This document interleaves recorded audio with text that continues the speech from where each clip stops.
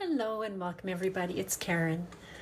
I have got today a card using the digital image here on the left, which is called The Penguins Build a Snowman.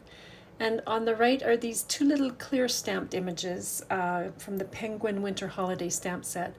And I just thought they went together so well. So I wanted to make a card today combining both the digital image and the stamped images. So for my background, I'm doing a 5x7 inch card, and I'm using this one piece of cardstock from the Blurry Flurries paper pack. Now, it's not going to be quite tall enough because that is a 5x7 and those are 6x6 papers. So I've trimmed it off, and I've got a scrap piece of cardstock here that's 5 inches wide, and I am just fussy cutting a snowbank border. If you have a die, of course, that would work. But I just wanted to cover that bottom part. Now, I hadn't thought this through terribly well because I got to this point and then I didn't really like that straight edge on the bottom of my digital image there. And had I thought about it, I could have just trimmed around their feet. But instead, I'm doing this the hard way, and I've cut a second little snowbank piece to sort of cover up that bottom edge. And now, because that penguin image sits halfway above that snowbank, I've added a bit of scrap cardstock to the back just to keep it flat and flush. And then I will glue all of this down onto my background. So now it will sit nice and flat, and I can add that second border just to cover up that straight edge. But honestly, that was the hard way of doing this. Now, for these two stamped images, I wanted to put them on a pop-up spring base, just so they stand away from the background a little bit. So for this image on the left there, that little penguin with the scarf and hat, I've got a scrap piece of cardstock that I'm scoring at 1/4 of an inch, 1.5 inches, and now I'm measuring how wide she is, kind of going over from that last score line. And so I ended up scoring again now at 1.25 inches, and then I will score at 1.5 inches and 1.75, and then just trim off the excess cardstock there. And that's going to make my spring background. So I'm folding it in a mountain fold next to the wide center part and folding it back in a valley fold at the outer edges. So these are the little spring backs that both Jennifer McGuire has done and Sam Calcott of Mixed Up Craft.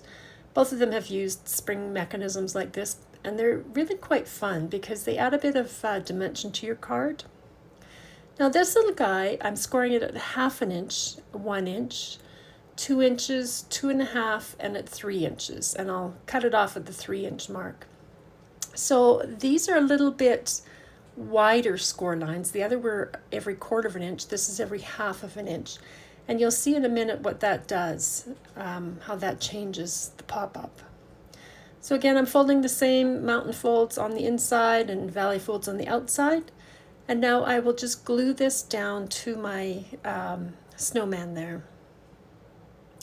So I've glued that center wide part, and I'm attaching that to the back of him.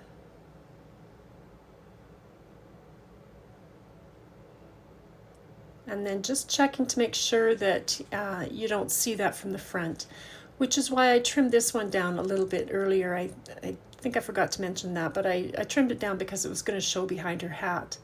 So here you'll see the one on the left is the 1/2 inch score lines, and the one on the right is the 1/4 inch. So the little guy on the left will stand away from the background just that little bit more, and will be closer to you. So you can have lots of fun with this and change it up a bit. So I'm just adding a bit of Nouveau Shimmer paint to this, the snow and the snowman and the snowballs that I've got. I just freestyle drew that snowball under this little guy, by the way. And now that that is dried, I'm putting glue on those tabs, and I'm going to put him down in this left-hand corner, and I'm sort of angling him away so he's not obscuring the little penguin in behind. But I also don't want him to go past that score line when it's folded down flat. And the same with this little penguin. I'm sort of going to tip her a little bit just so the little pink one in behind doesn't get hidden. And now for my sentiment, I've used the Cutie ABCs to die cut out the fun word 3 times. And on my computer, I did the have and on your. So my sentiment will be have fun on your birthday. And now I'm gluing these 3 stacked letters together. Now I've got the Fun with Words 1 die set, and I love this set. It's really quite a fun, whimsical sort of a font. They're all a little bit different. I didn't have a B, and so what I did is I took the P from the Yippee sentiment down there and flipped one around, cut it off, and glued it on to make a B. So you do see that join, but it doesn't bother me, and so I just went with it.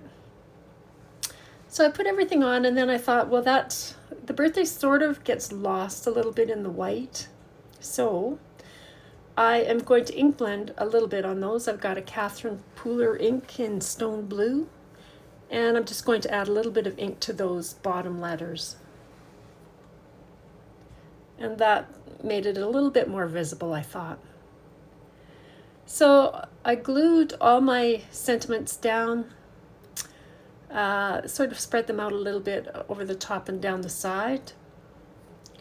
And then I had a look at it, and I thought, well, it's kind of missing something in the middle at the bottom. So I drew a few more snowballs, colored them in. I mean, there's no real coloring. I added some Nouveau Shimmer pen to them, and I'm just going to add a few snowballs down to the front because they are having a fun snow day. So that's my thought on this one, that it just needed a bit more. But I thought that'd be a fun card, especially for our kids, with the winter birthday.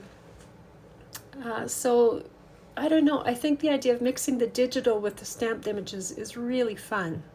So thanks for stopping by, everybody. I hope you'll come back for the next video, and I hope you're having a great day. Bye.